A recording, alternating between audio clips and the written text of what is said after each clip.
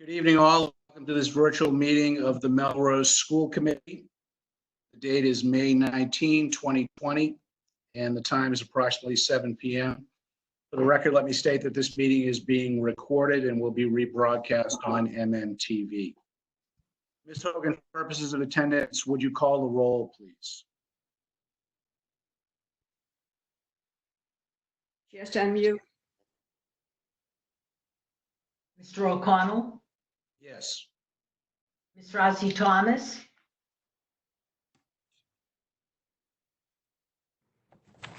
Ms. McAndrew, Yes. Mr. Obremski, Yes.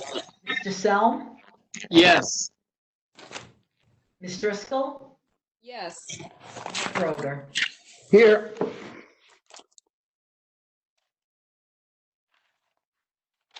And I have that at 6 present and 1 absent. Is that correct, Ms. Hogan?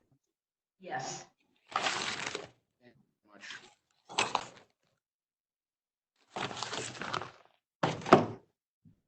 First up on the agenda this evening is the school committee spotlight series, and tonight that spotlight shines on the Franklin School. We hope. Ms. Rosso, are you with us?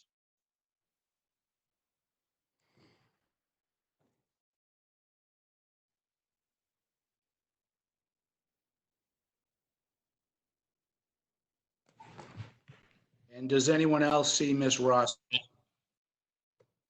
She's listed on the screen, but I don't see a video. I only see an audio signal. Are you with us, Ms. Rosso?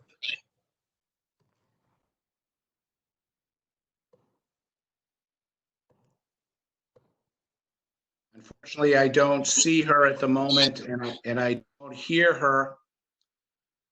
So we're going to move on for the moment. I do see Ms. Razzie Thomas. I'm going to bring her into the meeting. And I would encourage others, if you're not speaking or haven't been recognized to speak, to turn off your microphones. Next up on our agenda is the public comment portion of our meeting. This is the portion of the meeting when members of the public have the opportunity to address the committee. Matters that are before the committee this evening or otherwise within the jurisdiction of the committee. Members of the public are generally awarded 5 minutes each to address the committee.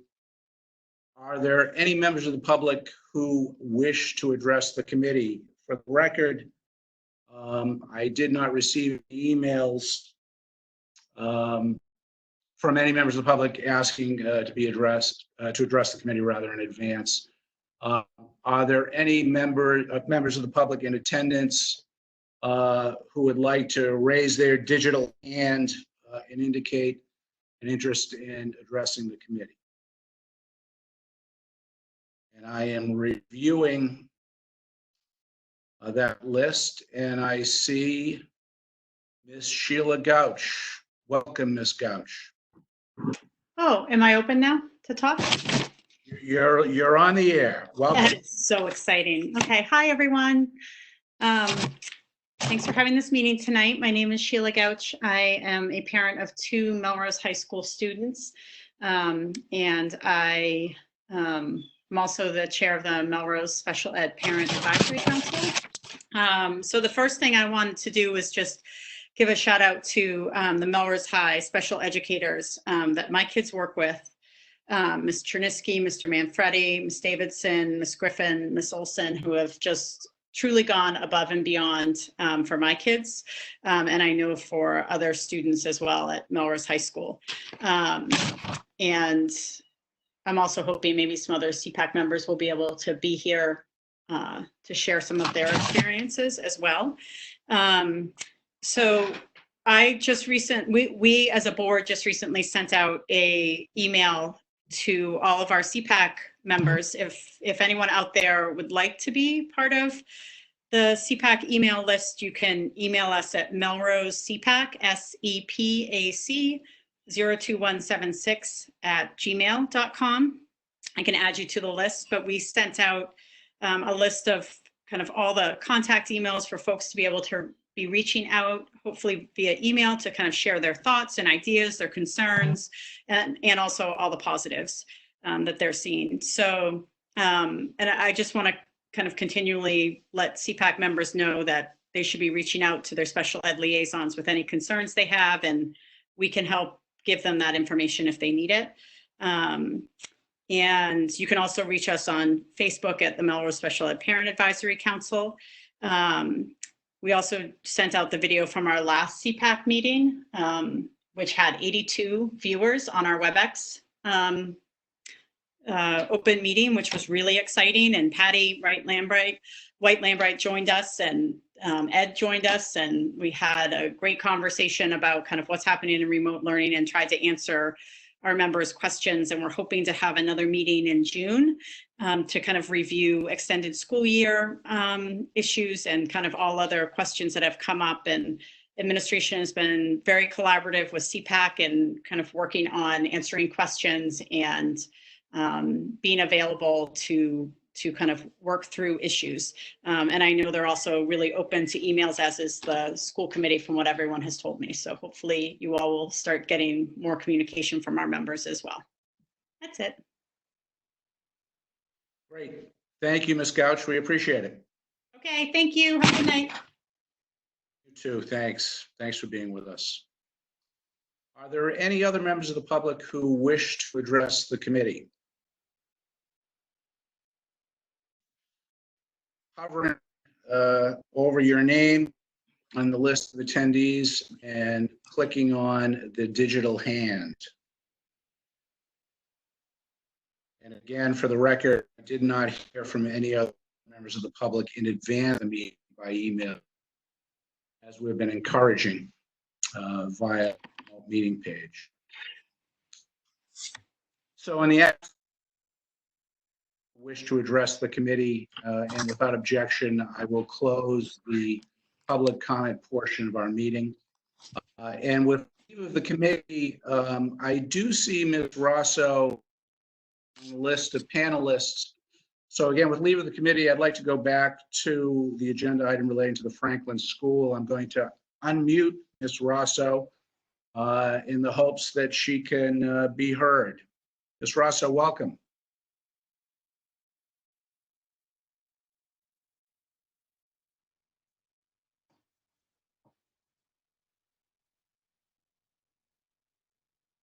And it appears it's just not going to happen at the moment. Apologies. Let's move on for the moment. We'll go to the announcements of the superintendent of schools. Superintendent. Thank you, Mr. O'Connell. My only announcement tonight is about kindergarten placement. Ms. White-Lambright, Ms. Ferguson, Ms. Rosso, and I met yesterday. I hope we all understand what meet means in these days. And we finalized the placement list. We have 330 registrations. This year, our first choice placement will be 83.3%.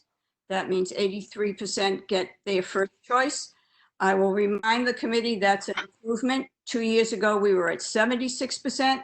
Last year, we were 80%.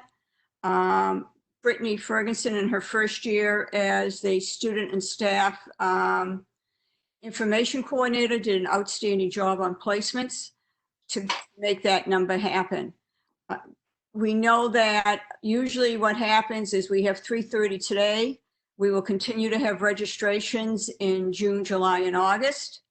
We'll have a high number in August. Last year in August, prior to school opening, I had 335. But by the time we get to the October 1 census, we lose a few students who parents either moved and didn't tell us or chose to go to private and parochial and didn't tell us. So for example, prior to opening last year, I was at 335, and on October 1, I was at 320. I'm hoping that's the case this year. The classes are high. As you know, our policy is such that its purpose is to try to have to regulate class size across the district so that it is as close to even as possible. Right now, non-integrated Ks are running 22 or 23 kids each. I would remind the committee that we have an agreement with the union that we try to keep classes at 25 or lower. So we are beginning to push up against that envelope. We do have room at Franklin, and any new registrations will be assigned to Franklin. So, Mr. O'Connell, if there are any questions from the committee, I can take them now. Are there any comments or questions from the committee?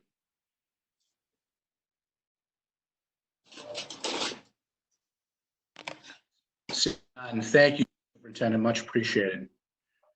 Next up on our agenda is the consent agenda, which this evening consists of the following items. Minutes of the May 5, 2020 school committee meeting. And two warrants as follows. FY20 school S20040, the amount of $320,711.60. And FY April wire S20041, the amount of $49.89. Are there any items which any member of the committee wishes to remove from the consent agenda? Ms. Driscoll. Yes, thank you. The warrant FY20 school S20040, please.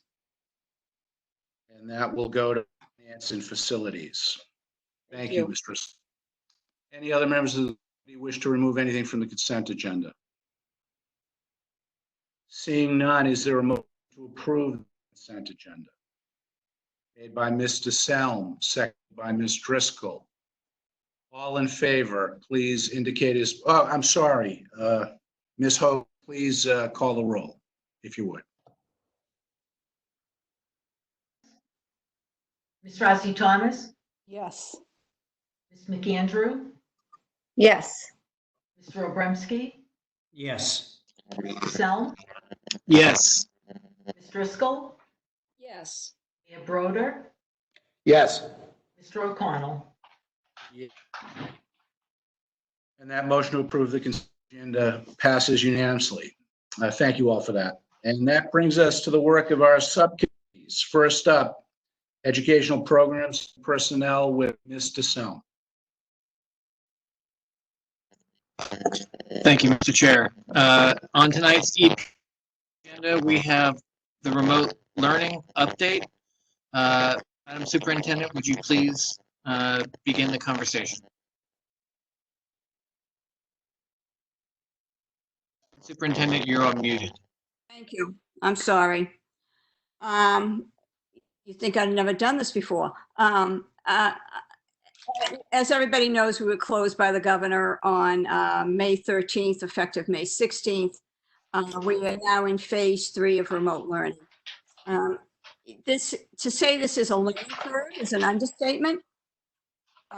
This has been a frustrating, enlightening, and challenging journey for all 300 plus members of the Melrose Public Schools. I need to say a couple of things before we begin the conversation, just to frame what you're going to be told.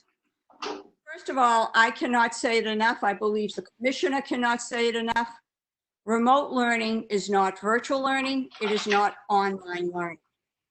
Those of you who have ever taken, taught a online course know that it is a completely different pedagogy than what we are using right now.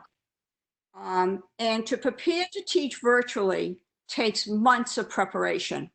There was a recent article in the New York Times by a college professor making these very points, that when she began to teach virtually, it took her over a year to figure out how to do it effectively.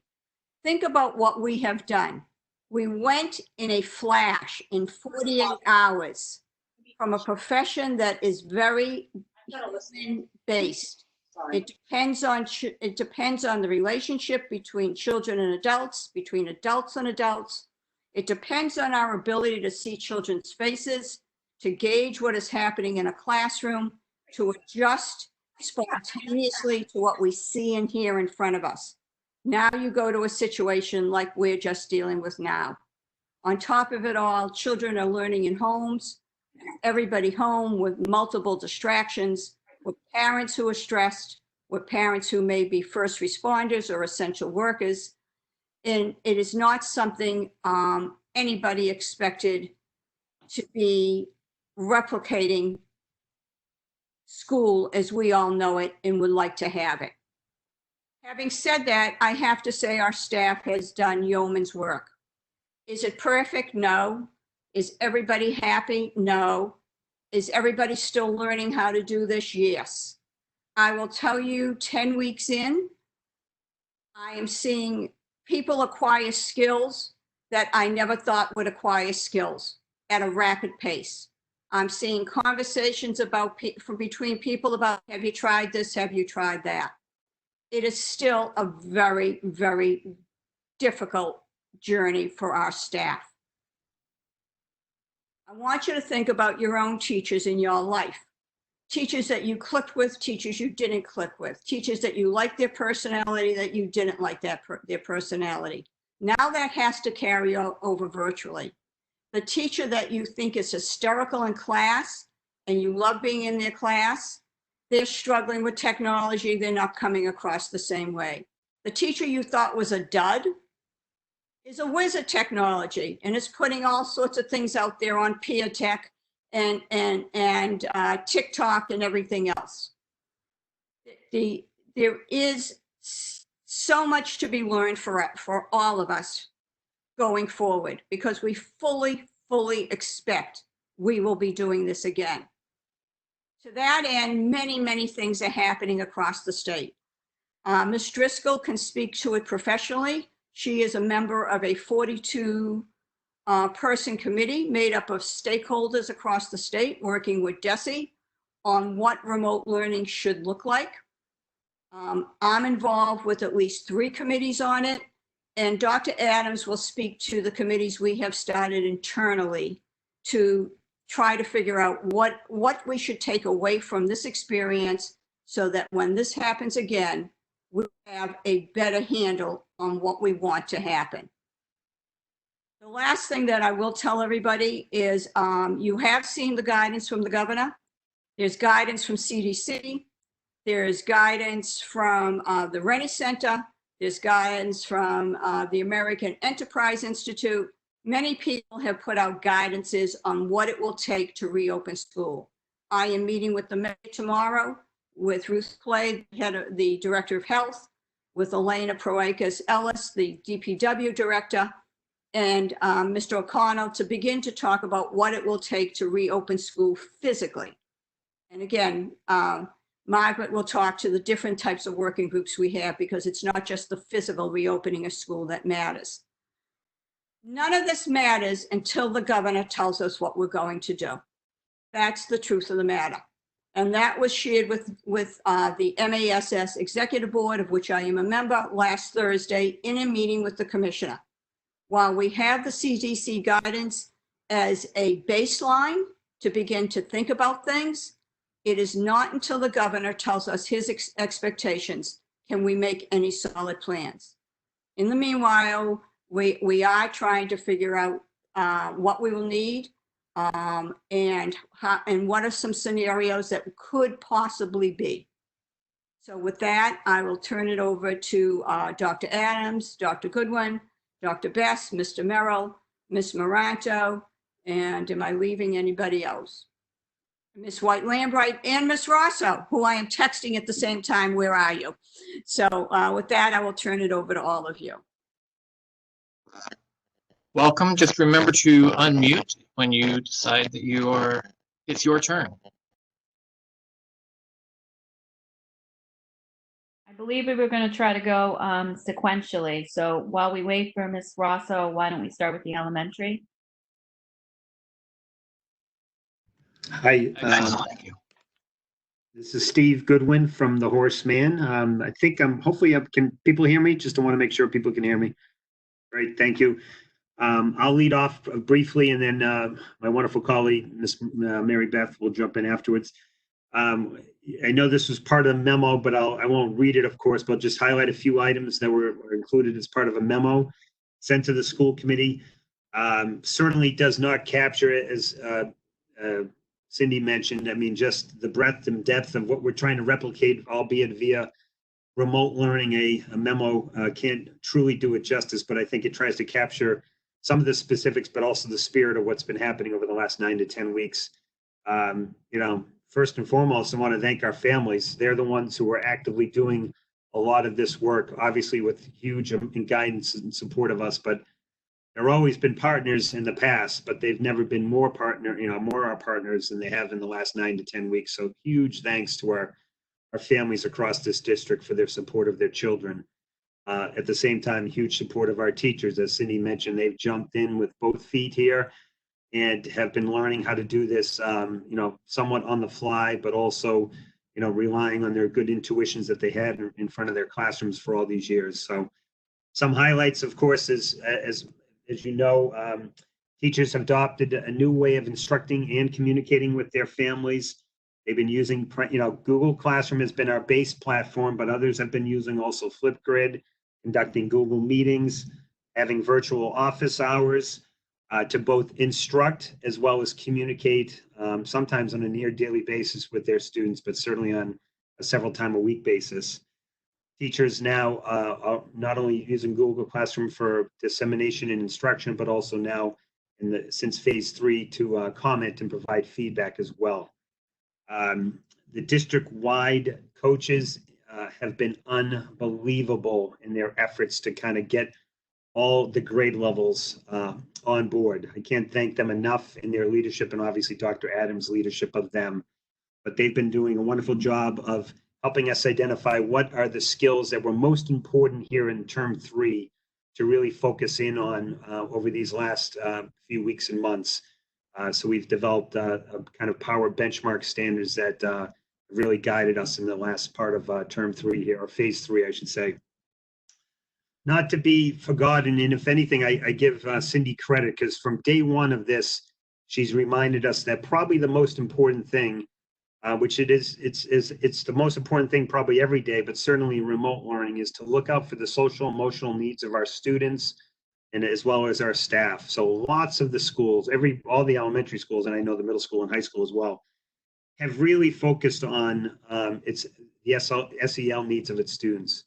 One, by literally calling and checking in, voice to voice, as person to person as best you can through a phone, but really kind of identifying students and families that need that support and reaching out to them, sometimes on a weekly basis, but even sometimes a bi-weekly basis with some of our families.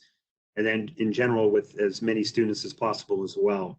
Our school psychologists have been doing that, our social workers, as well as teachers and administrative staff.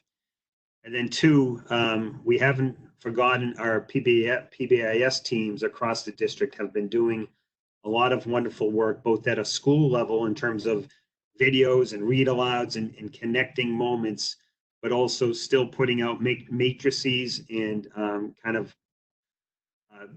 our behavior expectations of what we expect our students to be able to do even in the online learning format. So we've continued to do that work even while remote. So those are some of the highlights that I have on the elementary level. I'll turn it over to my colleague, Mary Beth, and she can take it from here.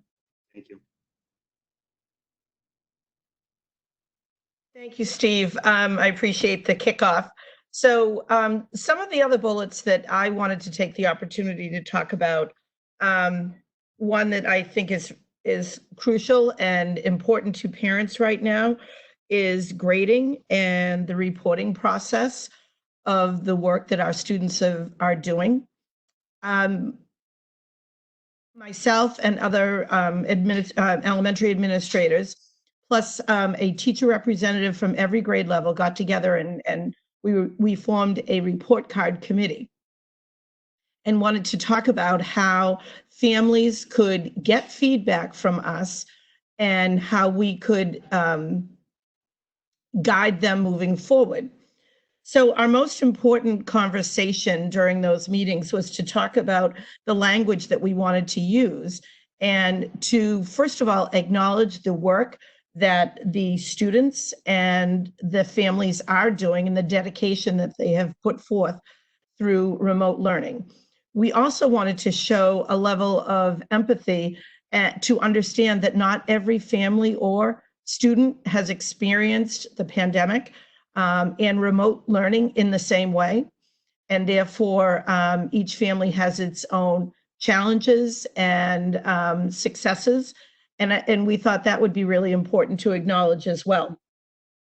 So we decided to do less very specific grading on skills, but talk more about how students were able to engage in the remote learning process while acknowledging those that had some challenges that were either in or outside of their control.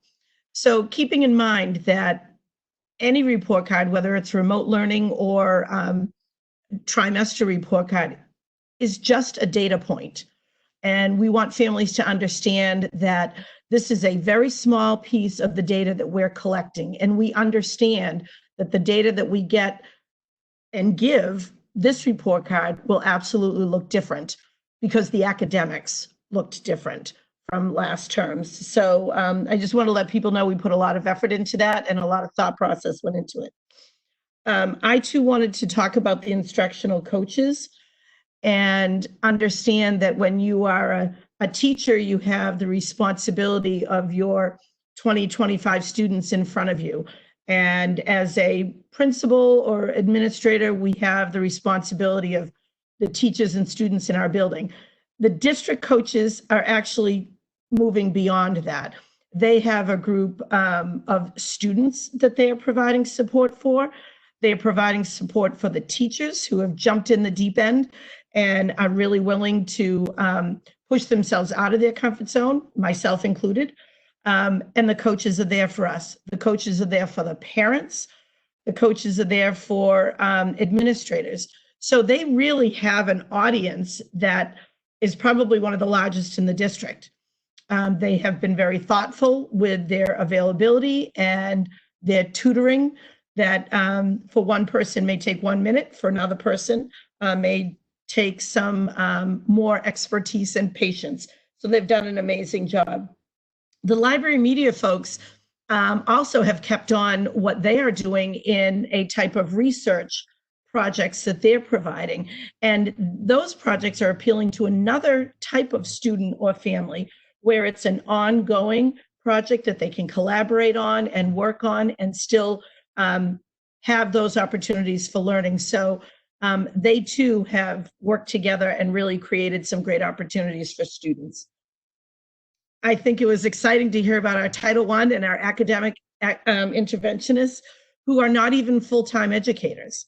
And most did not have exposure to Google Classroom and this level. They always work with small groups of students. They have totally redesigned how they instructed students.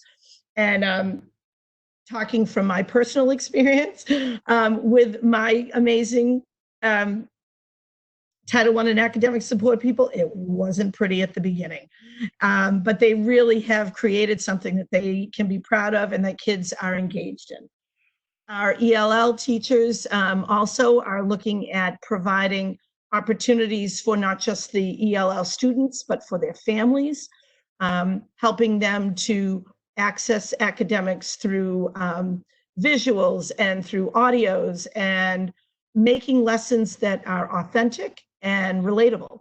So I think they've really done an amazing job, and we could not do this without the support of the families, but also without the challenges of some of the families to say, hey, this isn't working for us. Okay, let's try something different. So it's not perfect. Not everyone is happy. Not every educator is happy, but we are working collaboratively together to move forward. So I'm really proud of what's happened so far. Thank you.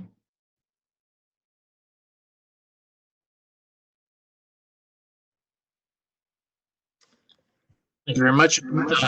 Dr. Best, I believe you're next. Great, thank you. I always hate following the elementary folks. I'm always so excited to hear the great things that are going on in your world. So I would just start by saying, one of the things that we have tried to do, and I'm sure I know all of my colleagues have done as well, is really be mindful about soliciting input from stakeholders. For us, that's students, teachers, parents and the community. And I want to tell you how grateful I have been for the feedback that parents have given. I know I can imagine it would be very easy to just say, you know what, this is just an unusual situation. We're just going to ride it out and wait for things to kick back to normal. But I have engaged in many conversations, received a lot of very positive emails, received some really good suggestions, and I'm grateful for the parents in the community for that. I have learned a few things in this process that I believe to be true for the middle school. One of those is everyone's experience has been different. I could ask 100 students, you know, how are things going, and I would get 100 different answers. And the same is true from parents, and that's come through on our surveys that we've conducted, anecdotal evidence, and that's something I've been mindful to share with staff, and hope that they keep in mind that everybody's experience with remote learning is unique, and that is okay, and we just need to be mindful of that. Number two is that students miss the social aspect of school. I think when this whole thing started, I know at least I was very concerned about how are we going to tackle the academics and support the teachers with the learning. All that is very important, and we're continuing to hopefully get better at that. But the further into this we get, the more I'm convinced that we need to pay equal mind to the social component. So that's something we're working on at the middle school. Something else that I've come to find out is this is not perfect. I've heard that at the elementary grades, and I think I would echo that at middle school. There are some things that we have done that did not work well, and there are some things that have gone really well that we are trying to duplicate when possible. I do want to say, again, I'm appreciative of the feedback that I've received from parents, and I do need to give a shout out to teachers that when I share that feedback, whether it's in a large group staff meeting or whether it's individual or with a small group of teachers, I have been grateful that the teachers have received that feedback and have taken that, and many times that has shaped how they have continued in their planning. So I want to make sure that that's out there. I also want to give some shout outs at the secondary level. Wendy Arnold and Josh Cristiano have been just invaluable. They have really provided a lot of technical support for teachers. Everybody's at different levels of understanding and comfort, and they hold daily office hours. I actually joined one of their daily office hours today because I needed some help, and they welcomed me, and that was very helpful. So I really appreciate the work that they've done. I also want to give a shout out to the content directors. They have really done a tremendous job of supporting the teachers, you know, with the planning, with identifying those standards that are really needing to be a focus moving forward. I will just highlight a few of the things that are on the document that you have in front of you. At the middle school, we made the decision right away that we would be collaborating to make a single learning plan for each grade and content. So we have one 7th grade science learning plan, for example, and the teachers have committed to collaborating on that. Summaries of those plans are collected and published on the school website. So parents who may not have access to Google Classroom directly can go and see what their students are working on and engage them in conversations. And that's what I've encouraged the parents to do, is engage the students in conversations. Tell me what you're working on, so that there is a single learning plan. Now, we know that that doesn't mean that the lessons are delivered the same way, but we felt strongly that it was important to have a single learning plan for each discipline at each grade level. The student support team continues to meet weekly. We had one this morning. It's been a tremendous avenue for us to continue to make sure that we're providing supports. Often that is an individual phone call to a student, that's providing wraparound services, that's reaching out to the family. That's a practice that we had in place throughout the school year, and I'm glad that we're able to continue that virtually. And beyond that, teachers and guidance counselors and paraprofessionals, even many of our staff are reaching out individually to students who are struggling with the remote learning. As far as feedback goes, we are providing non-graded feedback. We work with a high school to kind of come up with a similar approach to how we're doing that. So our teachers are providing coded responses. Those are recorded in Aspen and given to students through Google Classroom. So parents can access that, and they have been grateful that they can see some sort of written feedback as far as their students' progress is going. I do want to point out that our guidance counselors and school psychologists have set up a web page that students can access for additional resources. Every week, at least once, if not more, there's a resource. Maybe it's a short video, maybe it's an article, maybe it's just something that the students can access that's usually timely, and kids have appreciated having those resources. Speaking of our psychologists, they hold 2 check-ins per day. For students who required counseling services while we were in session. They're not meeting, every student twice a day, but they want to give options for students to find out what day and time works best for them. And I appreciate that they're continuing that so frequently. We are having weekly meetings for students in our access programs. Those are oftentimes some of our neediest students and students that require, especially need that additional support. And so our teachers, paraprofessionals, our SEL teacher and school psychologists are all meeting with those students, offering to meet with them weekly. And I know that a lot of those students are taking advantage of that. And one of the things I do want to point out is that some of our after school groups have continued on, as best we can, despite the closure. I'll give a special thumbs up, a shout out rather, to our drama instructor. Our drama instructor came to us brand new this year, and she had just cast a couple of spring plays. And you can imagine that the kids were all very upset and disappointed when they found out that they were not going to be able to perform those for an audience. So she really just picked up, and I would say went well above and beyond what anyone would expect of her, and continued to meet with those students, and was able to end up having a talent showcase for those students virtually. So I'm grateful to Amelia Monson for continuing that. So just sort of in closure, from the middle school perspective, I would just summarize by saying we're really seeing the importance of the social connections. We're trying to add some additional opportunities for that. I have a paraprofessional and a teacher that are working on a virtual talent show for our students. So things of that nature that we think can bring students together maybe in a non-academic setting to sort of meet some of those needs as well. We find are very important. So thank you for your time. Thank you very much. Dr. Adams, did you want to try to share some of what Donna Rosso was going to talk about, or do you want to go straight to Principal Merrill? I would suggest you go to Principal Merrill. I spoke to Ms. Rosso. She's running around the ECC trying to find a computer that will connect to the internet. It's part of our ongoing technology problem. She keeps getting a message that the network will not support Cisco WebEx. So let's try to give her a couple of minutes, okay? Thank you. Thank you for the update. Mr. Merrill, please. Sure. Thank you. Good evening. Well said, Zach. First, I'd just like to say, very fortunate to be able to live in this community and work in this community.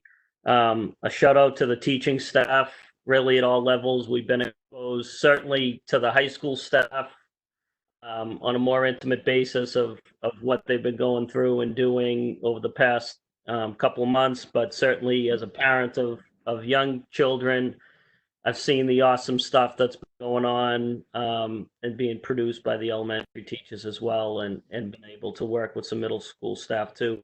Shout out to the families, thank you for your patience, thank you for your support, and thanks for being a partner in this new chapter for us. It's been a little bit of a roller coaster at times, but you've only helped to make it an easier ride for all of us. And a final shout out to the students at the high school. Vast majority of students, we're focusing a lot of the day on who we need to and give a little push, but the vast majority of students are at getting done everything they need to do. They're learning new strategies about how to go through day to day, how to communicate with one another, how to play instruments, how to take a back seat on social media at times, and spend more time with family. And a lot of them have been really helpful in helping to support one another. And if they're leaving here with those skills, we're happy about that. So thank you to the MHS students for all you're doing. I think just going into this, the number one goal for us was before we started the second and third phases was to continue the engagement of students in the learning process. And I think we've kept with that even as we've moved to a no credit system. That's our number one goal, is to continue to engage students. I think we all understand and need to continue to understand the impact that this has on all of us. It's had an impact on administrators at times. I'll speak for myself. It's had an impact on our teaching staff, on families, and on students. We have good days and bad days. And I appreciate folks' understanding and patience with that. But teachers have really risen to the occasion, seeing that this is very uncharted waters for them. Speak a little bit to what you see, which Dr. Best covered well, and you'll see a lot of parallels between the two schools, and that was purposeful from the get-go, as we did a lot of work together as a secondary leadership team. We thought it was very important for us to be on the same page and to put out similar messages and similar way of going about business. And that one of the big pieces for that is our decision to go with a daily learning plan, or weekly learning plans rather, for each subject. So just to elaborate on that a little bit more is, for instance, on Monday is math, on Tuesday is ELA, on Wednesday is science, and so on. On a couple of the days, there's more than for ESL gets added, electives get added, and wellness gets added. So one of the main reasons behind that was to help parents in engaging students in the work. So if nothing else, parents can yell upstairs on a Monday morning or afternoon and say, I know you have math today. It helped to organize the work, students and staff as well, to be able to build common learning plans within a 7th grade team, as Dr. Best said, but then also at the high school within a biology class, within a 10th ELA class. So those common planning teams, or CPT teams as we call them, continue to meet virtually and build those learning plans together. So they're supporting each other in that, putting their minds together, and also putting out a consistent and common plan for the week, where students can spend the day working on that or come back to it throughout the week. We've been pleased with how that's gone so far. We think that was a good decision for us at both schools, and that was key. That was a key decision we made in the beginning of this. Throughout, those learning plans, teachers have focused on the power standards. They focused on what we have deemed to be most essential in the remaining time of the year to get to students in order for them to complete a course, to be prepared for the next grade or the next course in that sequence. So within that, there's assignments. Some of it is work to do, and some is assignment to be completed and turned in. And we've used a rubric of 0, 1, and 2. 0 meaning it's not done, 1 meaning we need a little bit more, and 2, is anything from perfect to, that's met the expectations. That being said, one of the most recent things we've done is to do, we're right around progress report time for what would normally be Q4 for our students. So we called it a progress report for remote learning. It's a little bit more than halfway through that second phase of it since we've got started. And there was no grade attached. There was just one comment per each class, and the teachers gave the student a 0, 1, or 2. 0 defined by no or limited work yet submitted. Student should contact the teacher. A 1, making some progress towards credit, more effort needed. And a 2, on track to earn credit, up the effort. That was a way for us as a school and staff to communicate feedback to families. That was another way, if they've missed how students are doing, they're able to see that communication of feedback. It's also another data point for us as an admin team and as guidance counselors to start to look at who's struggling, who we need to reach out to, and start to move in the right direction. So that's how we've used the 1-2 rubric a little bit with those learning plans. As Dr. Best said, support teams have continued to meet, guidance counselors have continued to work with students. Some are in different ways. Some of the programming that we have at the secondary level and at the high school, we've continued to have check-ins and weekly meetings with, and we've tried them in different ways and what days of the week, and tried to meet the needs of all students. I think what's interesting is everything continues to go on. And I think those that are in schools understand that. We're continuing to build the schedule for next year.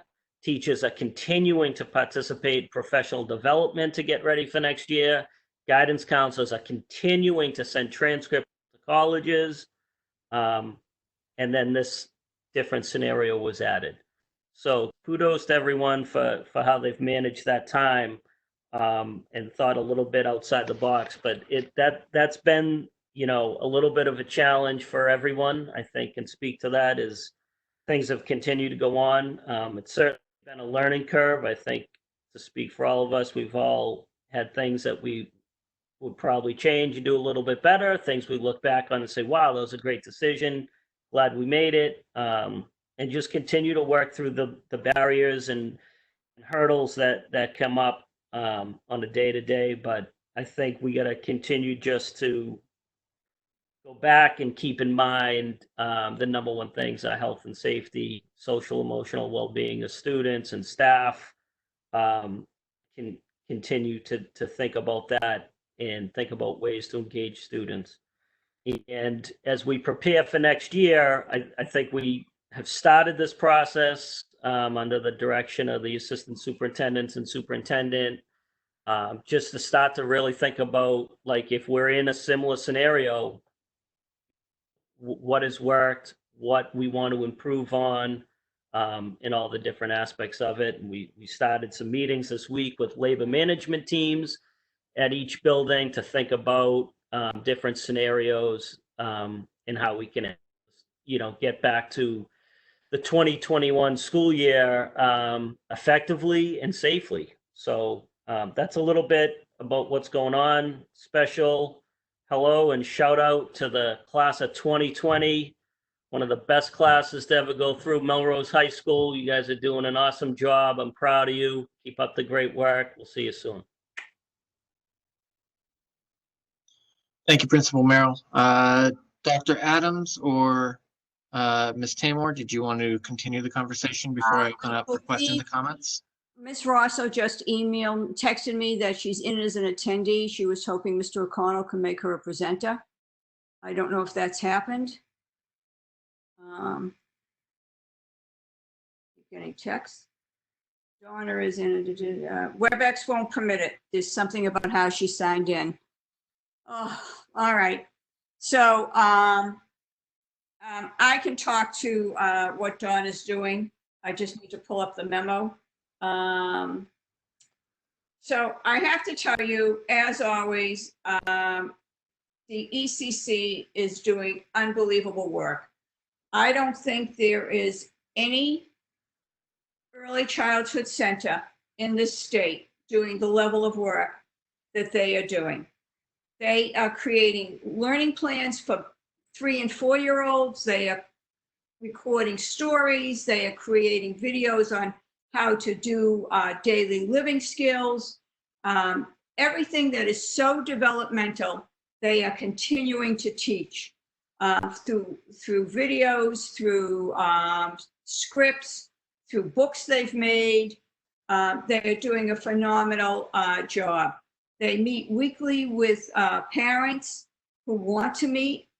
There has been some dropouts, as to be expected, but they are really committed to continuing the age-appropriate developmental skills for 3 and 4-year-olds.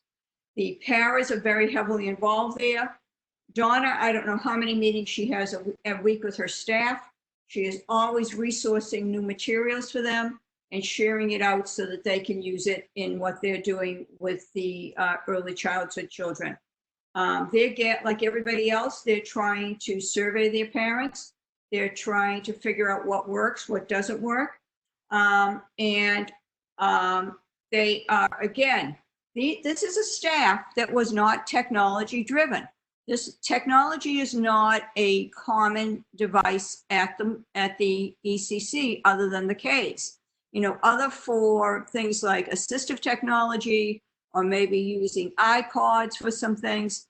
This is not something that our teachers typically use at the ECC. These teachers have become pretty comfortable with this technology overnight. And again, a shout out to Donna for getting them there, a shout out to Dr. Adams, the instructional coaches, Patty White-Lambright, for taking a staff who is the least likely to have to do this. When you think that most tuition-based programs just simply shut down. We made the commitment to keep going so that our kids would keep learning. So this is, I'm in awe every week when I see her memos to her staff, including her paras, about what they're doing. On top of it all, with no disrespect to any of my PTOs, but the Franklin PTO is a machine to be reckoned with.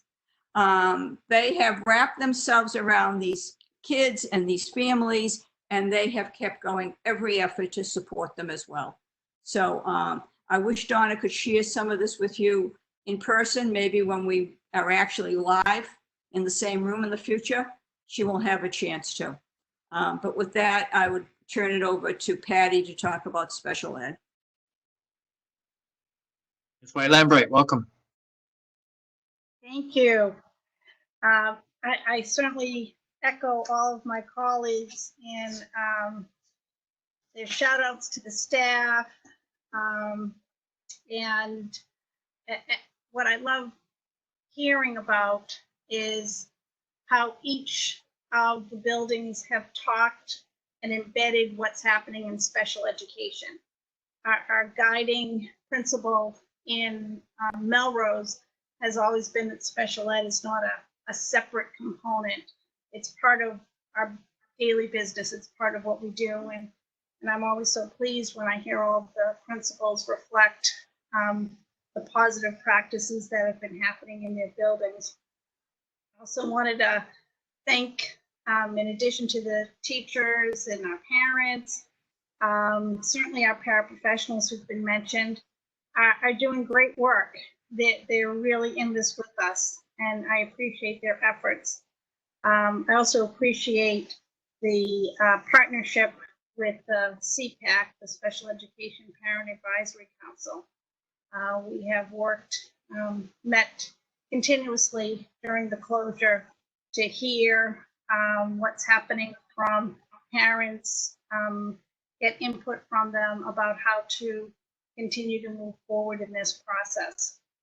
I think one of the most new developments, I would say, certainly since our CPAC meeting, which again was widely attended, which was awesome, is that we have put together individual special education learning plans for each student in the district. So one of Donna Rosso's bullets was they put together 79 plans at the Franklin. Across the district, we have put together about 575 plans for our students who attend school in Melrose. In addition, we've received individual student learning plans from all of our programs where students go out of district. So all of those programs have also been required to develop these plans.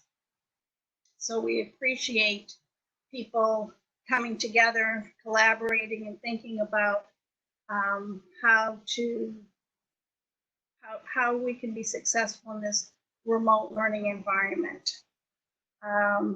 We have continued to move forward with holding team meetings virtually. So we're having annual team meetings. We are having reevaluation meetings when we have the information that we can share about a student. And we have been working on all of our transition meetings. So our transition meetings from early intervention into preschool, our transition meetings from kindergarten to first grade, from fifth grade to middle school, and from middle school to high school. So all of those have been scheduled across the district and will be happening through June. So that is certainly, transition meetings historically are always times people have lots of questions. This is what we were doing at the elementary level. What's that going to look like at the middle school? And you can only imagine the additional questions and concerns that parents have at this point.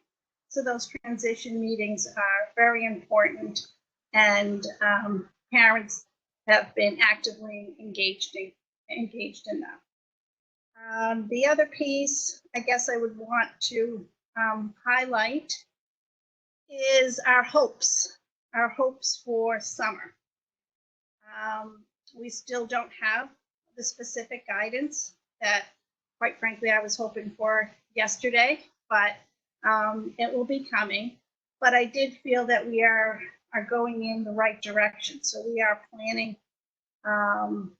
for both the possibility of having an in-person extended school year program for our students with special needs that have that as part of their IEPs. And at the same time, we're also planning in the event that it needs to be remote. But we are very hopeful that we will have an opportunity to see our students in person. The staff very much miss working with their students. And we hope that we'll be able to provide that service. So I will look forward to answering any questions specifically that this committee might have. Thank you very much. So I'll just share, Mr. Salton, just three, the instructional planning that we've started to do to think about coming back in the fall. We have a working group, we call it the Return to Instruction Working Group, that has begun the conversation of what we might need to do to meet students' academic needs in the fall and social emotional learning needs. And that group has met once, will continue to meet through the end of the school year and continue planning into the summer and set some dates for the summer if needed. The group's begun by generating questions about assessment, instruction, and social emotional learning needs that students might need to be addressed, and how we might begin to plan, including thinking about what schedules might look like, what resources we might need, what resources we have already in place. We also have a group that is specifically going to work on social emotional learning needs. That group's going to meet later this week and begin to generate how do we support students coming back to school and then in any future school closures. We have a third group led by our digital literacy and our library media specialist K-12 that is going to begin looking at what are the technology needs of students when they return in the fall for any future closures, How do we support teachers? Are there practices that we can make more uniform for any future remote learning, and begin to support teachers to sort of make things more uniform that will help both students and families feel like there's more consistency across classes, across levels, and across teachers. So we're going to start working on some of those pieces starting this week and all the way up through the end of the school year and into the summer as needed to start to put some of those things down on paper. Very good. Thank you very much, everybody, for your presentations and discussion. At this time, I would open the floor up to the committee. I see that there is a question from Ms. McAndrew. Ms. McAndrew, will you lead us off, please? Hi, everyone. Thank you. Thank you to everyone who joined us this evening and everyone watching as well, and everyone who sent questions in to the committee. I just want to echo everyone's thanks to parents and to educators, administrators, paras, the food services team who's providing meals to students, the drivers, school nurses, everyone who's pitching in, and especially to the students for their outstanding response throughout this pandemic. It's really inspiring to see and hear about tonight all the work the district has done. And so I just want to say that I really, really feel and see that everyone is going above and beyond, not just doing their best, but going above and beyond that. And so I just want to make clear that the questions that I have really come from that place of gratitude and to try to elucidate some more, even more information from your great presentations and your memo.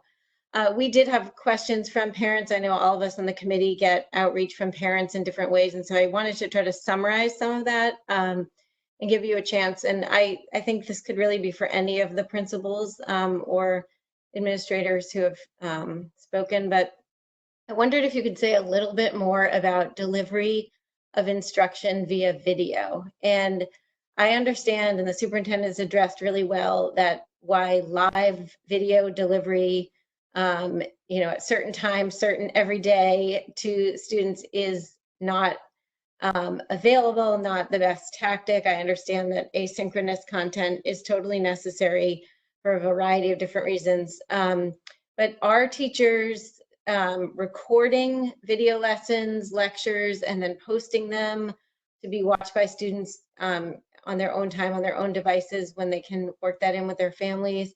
It seems like parents I'm hearing from say some are getting this, some aren't. It goes to this issue of the inconsistent experience that Dr. Adams just talked about. So I'm just sort of wondering if you could say more about how that's happening. Is it an access to technology and training issue? And I think I'm really thinking about looking forward into the fall. If we continue with this in some way, how will more video content be delivered? Our students, we know, just love our educators so much, and they're also used to their teaching styles and their way of delivering content. So if someone or maybe a couple folks could comment on that, I'd really appreciate it. Thank you. So I will begin and then I'll let the others jump in, Ms. McAndrew. So there's a couple of issues. First of all, there's a comfort level. It's one thing to perform in class in front of 25 8-year-olds. And it's another thing to be recorded on video. And if you're not comfortable with that, or if you don't have the equipment to demonstrate the lesson, whatever it may be. So I think there's a comfort level. I think there is a skill level. We've been encouraging teachers to do Flipgrid and screencasts for many years now.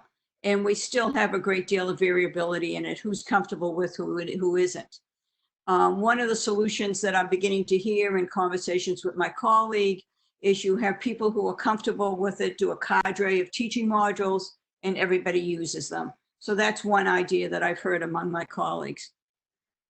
I think sometimes too, it's topic specific.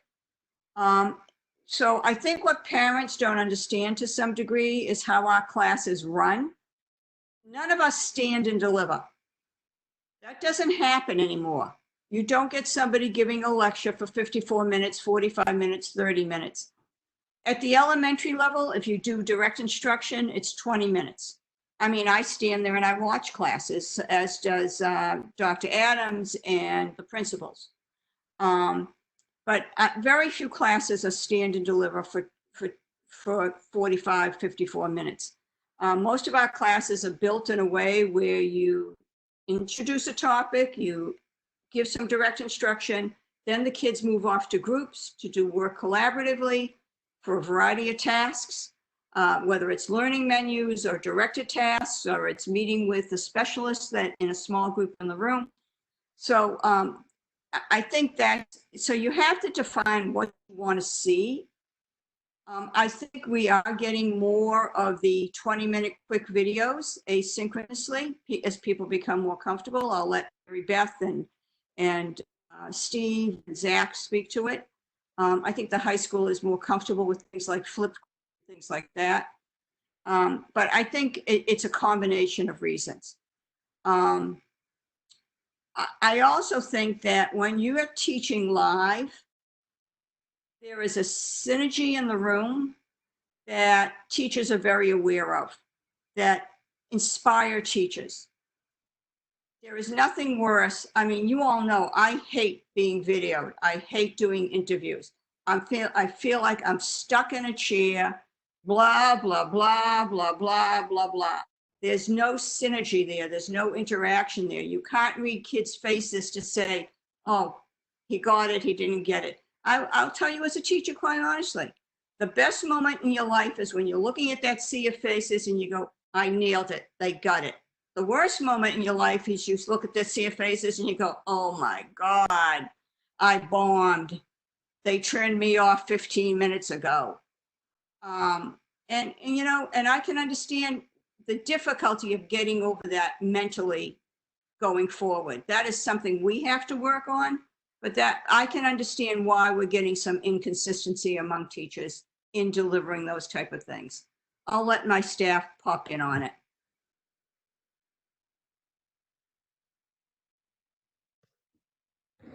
I can speak briefly to that. I would agree with Ms. Taymor that the comfort level is probably a significant factor. I can tell you that my favorite part of my day is when I can go in and watch a class or speak to a group of kids. It's when I'm interacting with kids. But I was asked to film a 30-second introduction to a video, and my wife had to sit there for 10 takes because every time I watched myself, I said, no, we can't send that one. And finally, she said, time's up, you got to pick one. And I'm grateful she did that, or I would have continued to, try to get it just perfect. So I think there is a comfort level. I think there are some logistical pieces, whether it's equipment or timing. I've got some teachers that are monitoring their own students and really attentive to their own schedule to make sure that they're meeting multiple needs there.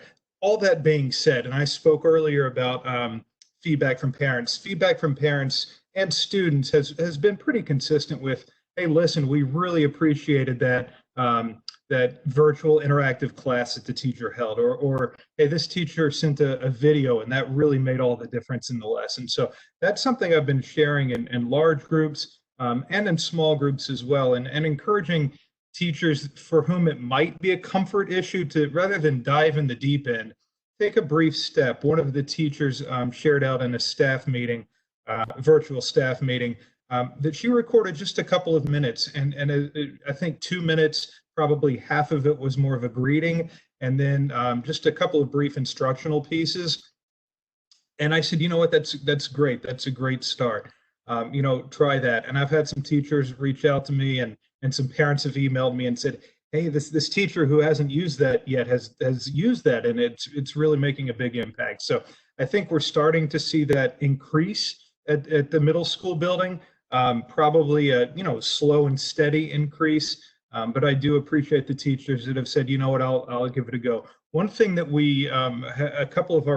several of our folks have done is they've got with another teacher. So if it is a comfort situation, they have partnered with another teacher who's in the same discipline or on the same team and said, you know what, I'll join in with you. You kick it off, and then I'll try to step in and add some to the conversation.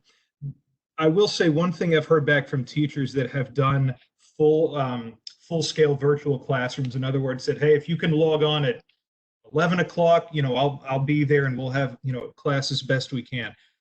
One thing I've heard from some of those teachers is that students are not always able to log on at that specific time. And I think that goes back to the synchronous versus asynchronous.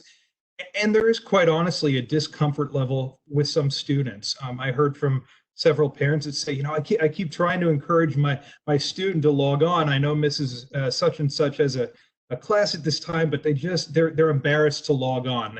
They log on and they mute the microphone, they turn off the video, and we're not sure if anyone's there. So I think there's several factors that go into it, and we're slowly trying to chip away and remove those barriers. And I would just close my comment by again being appreciative to Wendy Arnold and Josh Cristiano, because some of the factors have been access and understanding of technology, and they have really done a tremendous job of helping some of those teachers bridge that gap that did step out and try something new.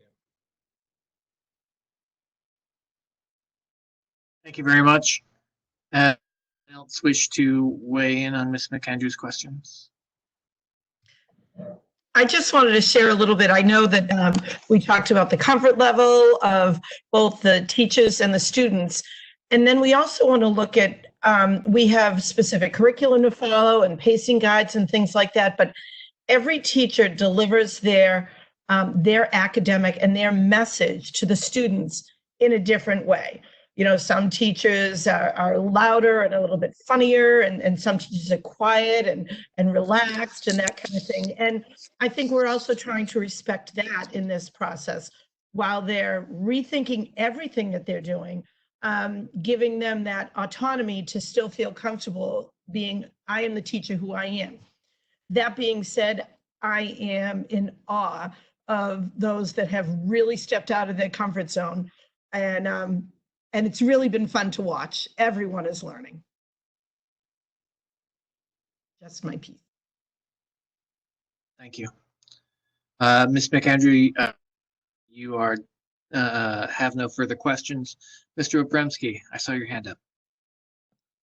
Hi, yeah, so I have a couple of comments and then a question, but I try to look at things from the point of view of, sort of where we were, where we are now, and where we want to go. And I think where we were in such a good place when we left in March. I mean, we're in a robust school system. It's progressive, it's innovative, and kids learn and they learn well. And parents are excited about that. And, as we're into May now, we were looking at things, we would have been just finishing up the assessments like the MCAS and all that. And it would have been such a great relief. And, kids would have started doing things like field days and fun trips and field trips and slush and ice cream and all that good stuff. And, where are we now? Well, we're in quarantine fatigue, and, and it's a constant battle. And, to say that we've been doing remote learning for 10 weeks, that's not completely correct. We've been out of school, I think, for a total of 43 days. And initially, the first couple of weeks, I was sort of like, oh, we're going to do homeschooling. This is going to be great. And then we realized, holy smokes, this is going to go on for a lot longer than we thought. And the reality is, all right, now we're into remote learning. It's a lot different from what happens in the classroom. And I think people have to understand, and I think a lot of you have relayed this, that a ton of research goes into what happens in the classroom every day. It's not like we're throwing dots at a dartboard or like the educators are throwing dots at a dartboard. There's research-based information on all this. And, I spoke to a couple of my colleagues about this. There's not a lot of research on remote learning. And I think that's really what we have to collect during this time a little bit. We have to look at, what is the best time frame for someone K to 2 to be on a device, and then how much time away, and like how much whole group instruction can I do for a kindergartner, and how much small group does it have to be? Do I have to meet with only 4 or 5 kids at a time rather than meeting with 20 kids at a time? And, so, and on up through the grade levels, like sort of compartmentalize like we do, like K to 2, 3 to 5, 6 to 8, and 9 through 12. And they're all going to be different scenarios. But I can't imagine that there's any solid research out there. I'm sure there is some on remote learning for children, but it's really something that's historically happened at the college level. And where do we want to be? We want to be that robust school system that we are. We want to be innovative and creative. And I think teachers are genuinely trying to do that. People are pretty disappointed that we aren't back in the classrooms. I really think people had a lot of faith that we were going to be back, but the reality is that we aren't. And further, like what is the impact going to be on special needs kids as well as all the children when we get back? Because this is unprecedented. And I think, like, when we talk about a summer slide, we're looking at a 6-month window that we're off of school from March all the way to September.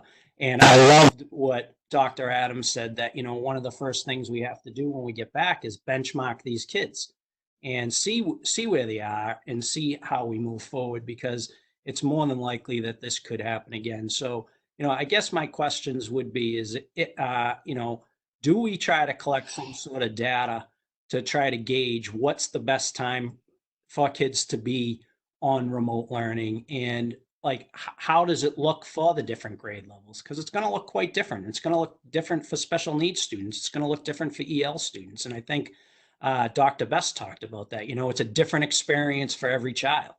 And I don't know if there is research out there. I've looked, I haven't found anything too solid, but I would love to know what, if it's possible for us to collect some data and try to work off of that if this does in fact happen again. And I guess that's my question. So, Mr. Obrensky, the most extensive data out there in regard to student learning happens to do with the data around adolescence. And that's how we all got to later start, because of that data. And in that research, it also includes, confirmation that the younger the kids are, the earlier they can learn, earlier in the day that they're going to engage in learning. The device question is an interesting question. And I think we've tried to moderate it by grade level. We've been trying to think about it as K1, 2, 3, 4, 5. And by the time you get to secondary, it's pretty much their lives. So, but it is an interesting question. The data we are collecting is, I think parents know, because we've informed them we're going to assess every kid before we leave. We're doing it right now, so that we have some sort of indicator of where kids were. When we get back in, we'll use that data to make some decisions. The team had a discussion today about what the fall would look like. And part of that conversation is the fact that we may have to make major adjustments to our teaching schedule in the fall, because we're going to have to spend time filling in the gaps for a lot of kids. And what would that take? But I think that we all do know that this will probably happen again. Hopefully we have some lead time to figure out the answer to some of your questions. One of the things that we have done in this, which has been very interesting, I think everybody knows that a big piece of the problem here with remote learning is equity, and whether or not families have the equipment, have the time, have parents at home who can help engage the kids in the learning. There's some real equity issues here. And as we went into this, we distributed, I don't know, maybe at this point, 80 paper packets. And they were primarily at the K2 level, because a lot of families have hesitation around the use of the device, even if they have a device. So I think that's a piece of research that we need to look into, what parents would prefer. But the other problem here, again, is, and I don't know how much everybody is following the constant opinion pieces or even scholarly pieces, on the impact that this will have long-term for a whole generation of children who are not getting the robust education their siblings may have gotten. And that is an even more concerning piece in going forward. If this is to happen again, how do you make sure that we're providing an education that is not only equitable in terms of access, but equitable in terms of quality when you compare it to other children who went through a similar grade in more stable times? And I think that is something that, and that's not just a Melrose problem. That's a problem that we're talking about at the state level, at the national level. And quite frankly, nobody has the answers. Nobody ever experienced this. Nobody ever predicted this. Even during World War I, high schools, elementary schools all functioned as normal. And so there's a lot of questions out there that we just cannot answer at this time. We're quite hopeful that the state will take a more active role the next time. I think most people know that while the state gave guidelines and expectations, they stopped short of being directive. And the reason they stopped short of being directive is because of the equity issue. But I don't think they can continue to stay at arm's length if this continues to be a problem for 1 year, 2 years, 3 years, however long it may be. I think there has to be much more direction. Any of you want to contribute to Mr. Obremski's questions? Talk about it at all?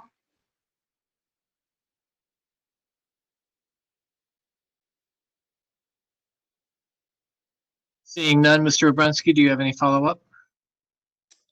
No, thank you. Mayor Broder, Good evening, everyone. Thank you. Thank you for spending another evening with us. Very much appreciate it. To complicate matters a little bit, what has popped into my mind as we've had this conversation is we're essentially talking about kind of an either or model right now. If we go back in the classroom versus if we stay remote, this is, the circumstances change all the time. And I'm wondering how likely it is, sorry about the lighting. I'm wondering how likely it is that that there's a third model, that we're asked to do some kind of hybrid model that would involve part-time in the classroom, part-time remote, and based on any number of factors, learning needs, level of illness or exposure. It's so unsettled, and to the superintendent's point, change is being forced upon us in certain respects. It would be terrific if we could map this out very directly, how it's going to work. But the circumstances might change and force us to continue to figure it out on the fly. I was wondering if there's any reaction to that issue. What if we can do a hybrid model? Is that advisable? Is that, I mean, the problems that we're talking about, I assume, multiply exponentially, really, if we go down that road. So, Mr. Mayor, that was part of the conversation the team has been having. Again, right now we're dealing with a lot of hypotheticals. But we keep saying, what if you go to every other day model? One of the models I heard is kids come to school either Monday, Wednesday, Tuesday, Thursday, and Friday is spent with teachers doing planning. Another model that you hear is kids who want to come to school, and kids who parents don't want them to come to school, stay at home, and what do you provide them? There's a lot being considered. Part of the problem in this whole situation is we have regulations that we are beholden to. And unless the state decides to change those regulations, we have other issues that most people are not aware of. The high school has to go 990 hours of instruction. The elementaries and the middle school have to go 900 hours of instruction. Do you count at-home instruction as towards those hours? there is a requirement for physical education every year. Well, if the kids aren't in school, how do you do physical education? We had a conversation about what would our specialist schedule look like? Would we do a week on, a week off? If you change the schedule dramatically, you're into impact negotiations with the union because you've changed working conditions. So, so the complexities here are overwhelming, quite frankly.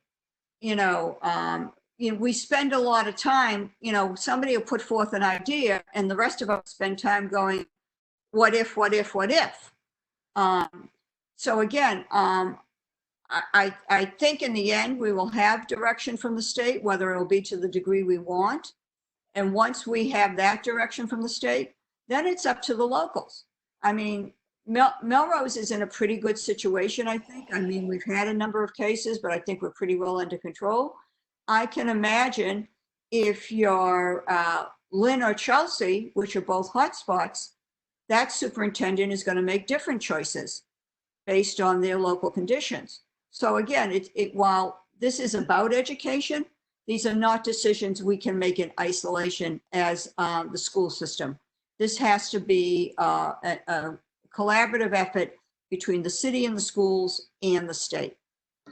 Anybody else want to? I would just add, yeah, I think that's definitely an option and being talked about at the district level, and I witnessed it starting to be discussed at the building level this morning with a smaller group of high school teachers, and many of those ideas are coming from teachers. Just trying to troubleshoot and think about different scenarios. I think a lot of it is wait and see what the guidance is, and as far as what the expectations for going back to school look like.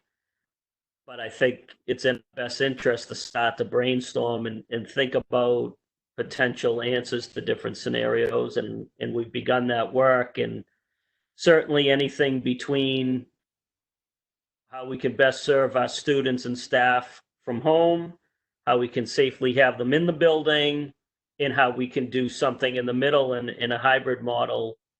Those are all really important and certainly all likely possibilities for next year. So definitely something that we're thinking about, and certainly an option. I think that is great to hear, because I think what we're going to need some patience from the customers we serve, the parents and the kids. And we're going to need to have some more bandwidth for risk. There are some things that we're going to try. They're not going to work, but that is the reality that we're working with. And there are sometimes there's opportunities for growth. And when I say risk, I'm not suggesting risk to physical health. I'm talking about educational risk. Trying some things with this new landscape, and make sure we're giving folks the bandwidth and the permission to try it and talk about it, and again to need to tweak it. That collaborative piece is going to be really, really important moving forward, because I'm sure there's stuff we haven't even thought of yet. Really, you guys haven't even thought of yet. You're the pros, because the next curveball is coming, and that might be, that next solution might be something that actually even puts us in a better place than we were before. Trying to be optimistic.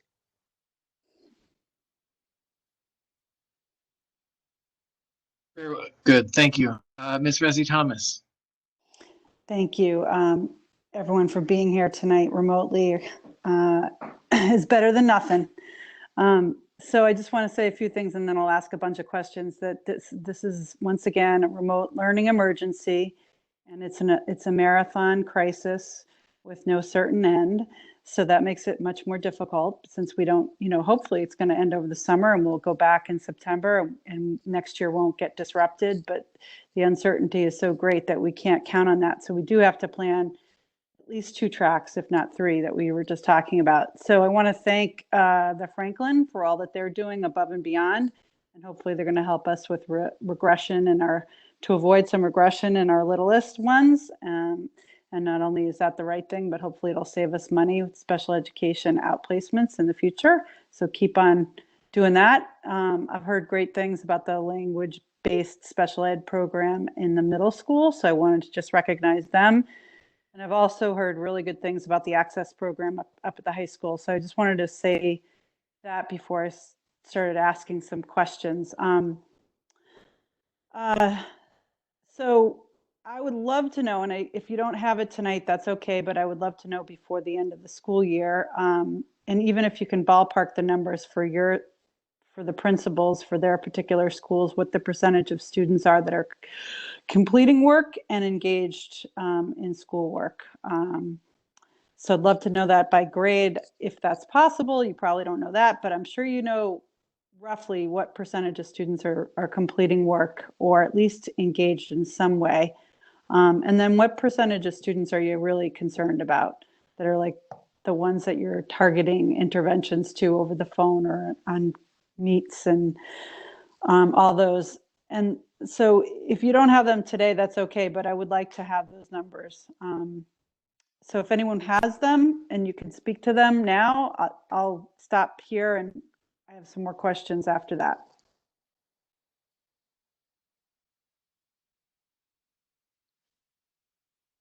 I can ballpark it for you, so don't quote me on this, but just thinking about some of the feedback from different staff, and we're trying to put some rhyme or reason to if it's a subject, et cetera, as we look at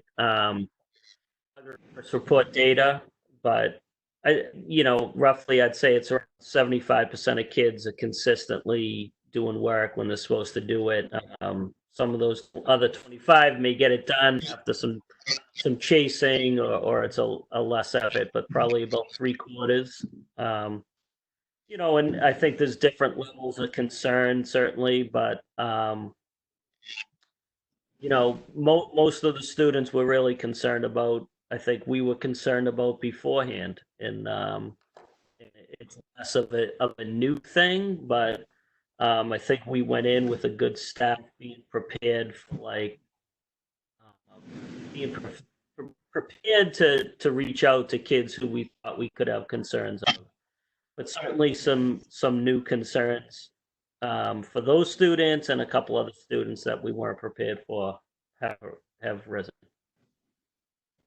Tough to put a percentage on. Yeah, I would just add to that. Sorry, Mr. Merrill, I didn't mean to interrupt.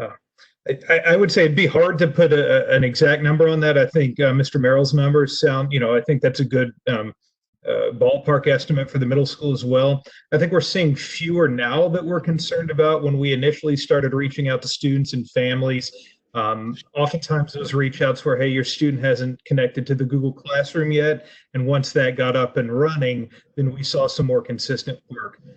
Some of the trends that we're looking at is the student not engaging across all subjects? And that would be one data point, versus is the student engaging in all but one subject? And that's sort of a different data point and makes us wonder, is there, what's the concern there?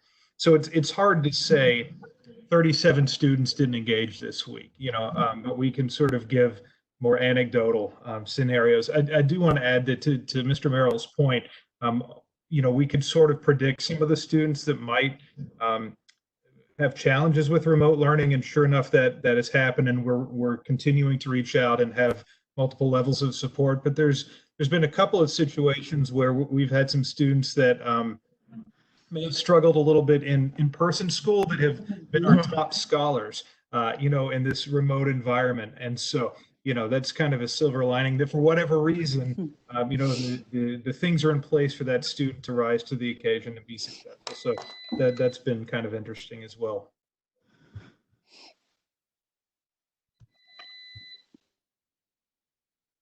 Thank you, Dr. Best. Anyone else from the elementary? Oh.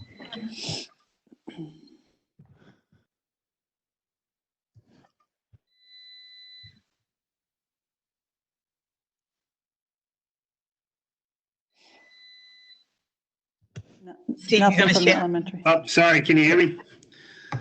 Yep. Sorry about that. I don't know. I thought it was going to look differently. Anyways, yeah, we started, we did a survey of the elementary schools Sent it out Sunday, or obviously early returns.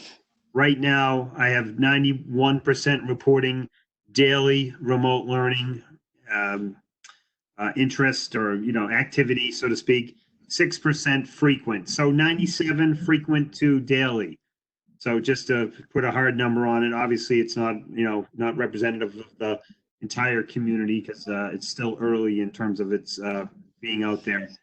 And then to answer your second question, we have about 20 students that since we started this remote learning process that we're checking in several times a week, once to several times a week. So that's roughly about 7% of our building. It doesn't mean we're not checking in on other students a lot of the times as well, but that's a core group that we're working with, on a weekly basis. Thank you. Thank you. Yeah, at the Roosevelt, we did some data collection in phase 2 and came up with similar mid 90% of those students engaged at some level. And then as we've moved forward, we've continued to look at that list, and the number has been a little bit fluid in a way that someone was, really engaged and maybe the novelty wore off and they kind of faded out. So we needed to reach out again. Or then we had some that, we couldn't reach them. And all of a sudden something clicked and they're engaged and they're doing it. So we're constantly having those conversations because, the names are changing of those that we're addressing. And I certainly appreciate the support that we've had from the whole district to physically reach out to some families. And we've been able to help and support some of those families that we might not have done without this process. So we're still, I would say, low to mid 90s. And in some ways, it seems like you've gone from having 4,000 students to at least 8,000. Yeah. Given that, us parents need to learn a lot too. And the learning curve is different. You're not going to comment on that, Mrs. Parental? No, I'm good. No, thank you. So the other thing that I'm working on at my school up in Salem is over the last few weeks, we've really started to think about how to decrease the isolation and bring back the fun related to school and school culture. So I know there was a little bit of mention of that by Dr. Best in particular, but I also know that we paid folks for doing all sorts of things, right? We pay little stipends. I'm just wondering how we can bring the fun back and how we can make sure that teachers and coaches and everyone is doing as much as they can to keep kids connected and off video gaming and awake during the day and not asleep during the day and awake all night.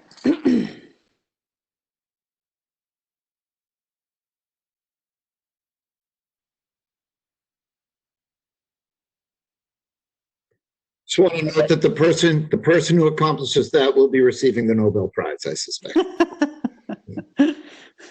Any ideas about how to decrease isolation and bring the fun during this time of remote learning? I think some of the kids are connecting themselves. We've actually had a little bit of concern about how they're using Google Chat. So notice that disappeared all of a sudden. Yeah, exactly. That's why it disappeared. So I think some of the kids are connecting themselves. I think the teachers are doing an outstanding job. You've seen the videos they've sent. Some of the teachers are trying to do challenges and things like that. But I think Dr. Best put it best. They crave physical presence. They want to be in each other's company. Even with the video games, they want to be in somebody's basement, 5 of them playing the video game, and it's very hard to replicate in this. As much as we try to do things like the talent show and the vlogs and Jason meets with kids, it's very, very hard to break down that isolation. And we know that some of our kids are home alone, and there's nothing we can do about it right now. That this is just part and parcel of this whole thing. When we went into phase 3, a conversation among the team was this was going to get tougher, not because of the power standards that had to be taught, because the longer it goes on, the harder it is to keep people's spirits up, to keep them motivated. And it's not just the kids and the families, it's the teachers as well. You know, and there's a great, you know, the PBIS team is trying to do a lot of work around that, around self-care of teachers, giving support to teachers. You know, you've heard me say it before, and I'm going to say it again. Returning to fall is not just about the academics. We're going to have adults and children who are going to need a lot of support. And that's a reality of returning in the fall. And so again, if we have money, we need to add social workers. We have to make relationships with agencies who can come give us some support. But again, I'm retiring. I've never experienced this, and I've experienced everything. I've experienced, you know, active shooters. I've experienced gas explosions. I've experienced, you know, gang wars. You know, nothing like this. Because it's not dealing with, you know, maybe 20, 25 kids or 20, 25 adults. You're dealing with over 4,000 kids and all their parents and 450 employees. So I think that's a really big concern going forward. So my last question is, I'm just curious about how you are delivering special ed services that are listed in student service delivery grids.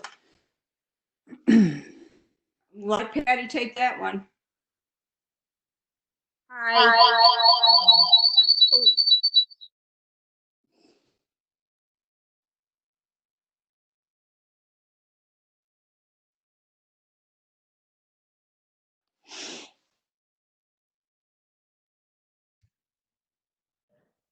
Patty was experiencing some technical difficulties. I think she's on twice, so she's going to disengage with one of them.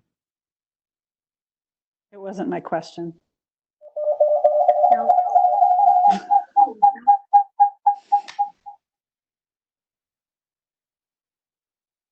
Thank you for trying, Patty.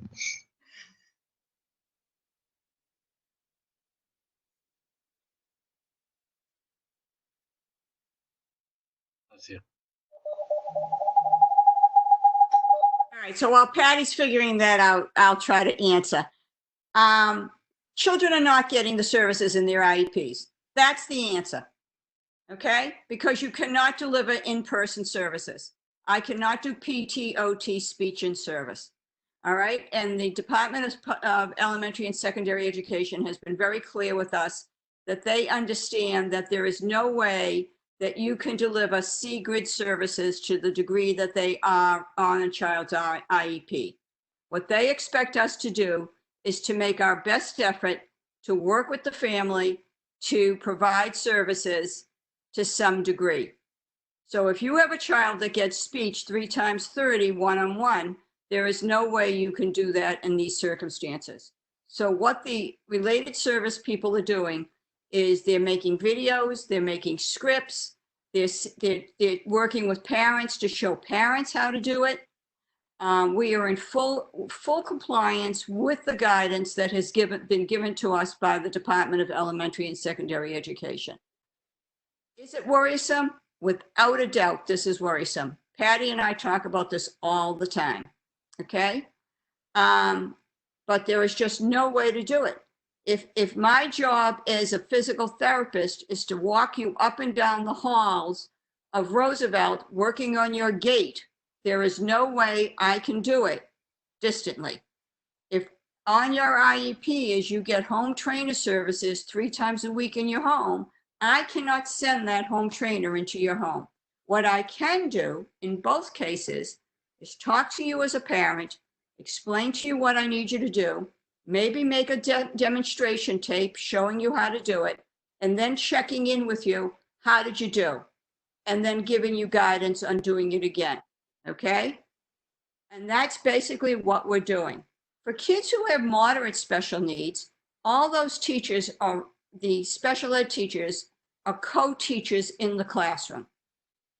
So if Johnny Jones has a sped teacher and a general ed teacher, and they go into I'm going to call her Mrs. Adams from when she was an elementary school teacher, classroom, and Mrs. Adams is the general ed teacher, and Miss White Lambright is the sped teacher. They are co-teachers in Google Classroom working together on the instruction to make sure the modifications and accommodations are happening.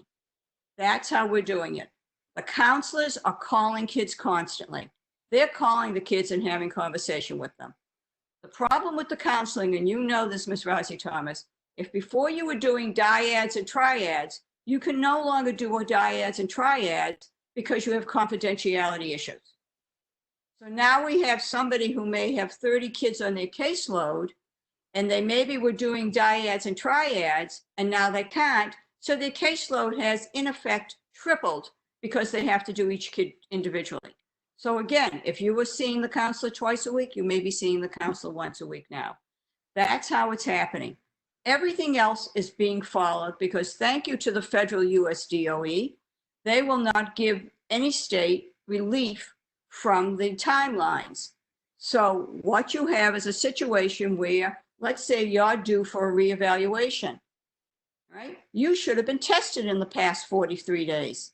We didn't get to test you because how does testing happen? It happens in my little classroom, one-on-one, with me with my little book, flipping my pages while you take the test, okay? I cannot do that, but I now have to have an IEP meeting with you. So the special ed coordinator goes into an IEP meeting with no testing, no information, but meets the obligation to have the meeting. That is the situation we are in. And a lot of this is going to have to carry over to the summer and over to the fall.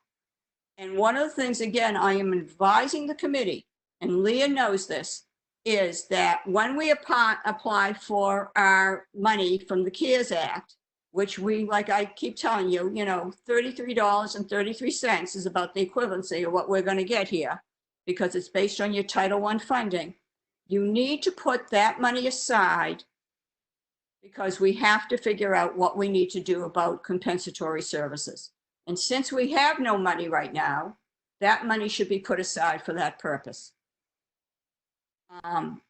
Patty, did I miss anything? No, thank you.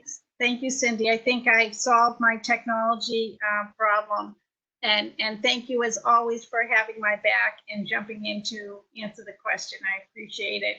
It got me a chance to be a SPED director again. Yeah, Thank you. it's like riding a bike, comes right back. And I guess the only other piece that I would say is that we absolutely understand and appreciate how challenging this is for all of our students, but also how impactful this is for our students with disabilities. And when we are back in session, part of our charge will be to develop individual compensatory plans for students, and that it won't be one size fits all. It will be looking at where kids are at, what have they missed, what do we need to do to help get them back on track. And again, we will look for continued guidance from the state, which is working as hard as we are, trying to engage a wide variety of stakeholders to come up with guidance to support us in our efforts. So thank you. Sorry for the technical. This is why I have my daughters. I'm texting them and saying, can you come and help me? So they've become my home tech department. So thanks. Thank you, everyone. Keep working it. Keep working hard. It's hard. As everyone said, it's an unprecedented time. We're all figuring it out. So thank you. Thank you. Mr. O'Connell, did you have any last comments before I wrap this up? No, thank you, Chair. I'm content. Love to hear that you're content, sir. On behalf of the committee, please thank all of your staff and continue to reach out to our parents, to our students, to each other. Know that you are doing good work and it is duly appreciated. And with that, I conclude EP&P tonight. Thank you. I believe Finance and Facilities is next. Madam Chair McAndrew. Hi, everyone. Thank you. Tonight we have 3 short items on finance and facilities. The first is an item moved from the consent agenda, which is warrant S20040 in the amount of $320,711.60. For the purposes of discussion, is there a motion to approve this warrant? Made by Mr. Salm, seconded by Mayor Broder. Is there any discussion on the warrant? Seeing none, Ms. Hogan, could you call the roll, please? Mr. O'Connell? Mr. O'Connell? Yeah. Ms. Rassi Thomas? Yes. Ms. McAndrew? Yes. Mr. Obremski? Yes. Mr. Selm? Yes. Ms. Driscoll? Abstain. And Mayor Broder. Yes. Thank you, everyone. That motion carries with 6 in favor and 1 abstention. Our next item is approval of the employment contract for our Assistant Superintendent of Pupil Personnel Services. The contract is in the packet and covers the current school year, which is almost over, and the next 2 years. There is a vote required on this contract extension. For the purposes of discussion, is there a motion to approve? Made by Ms. Driscoll, seconded by Mr. Obremski. Mr. O'Connell, do you want to speak to this item? Sure, I can briefly. Thank you, Madam Chair. I would support the motion to approve the renewal of Ms. White Lambright's contract. One, it's been proposed by the current superintendent with good reason, particularly in this time of uncertainty, to use that greatly overused word. I also want to share with the committee that I did have the opportunity to discuss this matter with our incoming superintendent. And she too is comfortable with the proposed contract renewal. And on that basis, particularly given where we are, particularly given the scope of Ms. White's responsibility, which we certainly know, but maybe not everyone knows, goes quite a ways beyond special education, as hugely important as that part of her portfolio is. Her work in support of our faculty and staff, certainly in support of our administrators and particularly our superintendent, is critically important right now, given what we're dealing with, and will be for the foreseeable future. So on the basis of all of that, and perhaps most importantly, certainly the recommendation of our current superintendent, and the sign off of our incoming superintendent, I'm happy to support the motion to approve the proposed renewal of this contract. Thank you. Thank you. Any other questions or comments from members of the committee? I'd like to make a comment. Trustee Thomas? Thank you. That Ms. White Lambright is the longest serving member of the leadership team, and she has been an anchor during storms and during calm and progressive waters. So I just want to thank her, and I've been enjoying working with her, getting to know her better. So that's all I wanted to say. Thank you so much for that. Any other questions or comments? Seeing none, and I will also just quickly add my thanks to Ms. White-Lambright for her service to the district, especially right now, but also over these past years. And with that, I will ask Ms. Hogan to call the roll, please. Thank you. Mr. O'Connell, Yes. Ms. Razi Thomas, Yes. Ms. McAndrew, Yes. Mr. Obremski, Yes. Mr. Selm, Yes. Ms. Driscoll, Yes. and Mayor Broder. Yes. And that motion carries unanimously. Thank you all. Thank you, Ms. White-Lambright, for being with us tonight and for your continued service to the district, especially to our students. Really appreciate it. Thank you. And our final item tonight is the fiscal 20 financial audit. Ms. Sikor has hung with us through this long meeting for this final agenda item. Thank you for being here. I'll just remind the committee, this is informational, not for a vote, but this is a review from the auditors of the procedures that we use to be in compliance with our financial report. Ms. Sikor, there are two brief notes in this audit. Do you want to speak to those briefly? Sure. There were two brief, well, there was one finding in the audit, and it was basically a clerical error. This is the agreed upon procedures for the FY19 school year. And then there was another matter that was indicated at the bottom about indirect cost rate. It was just a DESI compliance thing that they had asked the auditors to see if each district used indirect cost or direct costs. And Melrose is a direct cost district, so it was just informational. So that completes the findings for the audit. Thank you. Any members of the committee have any questions about the audit findings? Seeing none, and that does not require a vote. We are done with F&F for tonight. Thanks, everybody. Very much, Ms. McAndrew. And that brings us by way of our agenda to the announcements of the chair. As the chair has no announcements, let me ask, do we have any liaison reports? Please. Just one.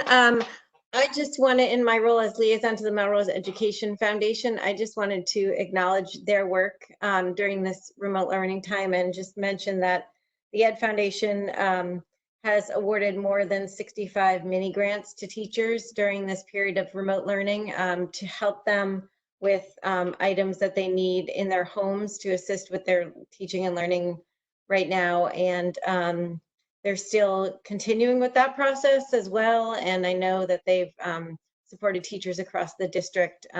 Things that might seem small to us can make a really big difference for teachers who are so quickly leaving their classrooms and transitioning to remote learning. So thank you to the foundation for their ongoing support to the district.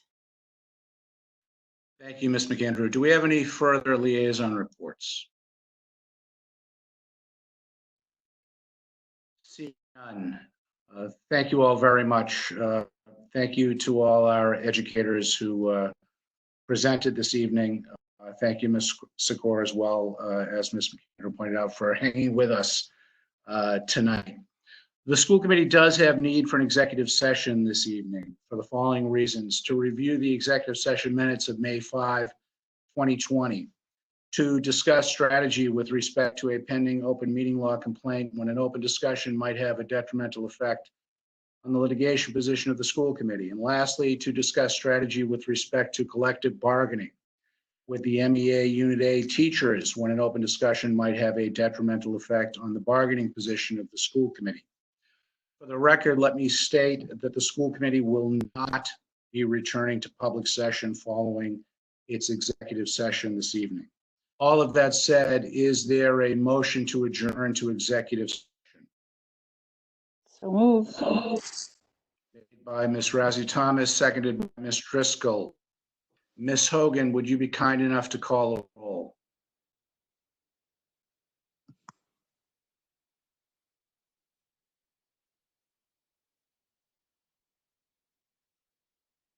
Ms. Hogan, you are muted.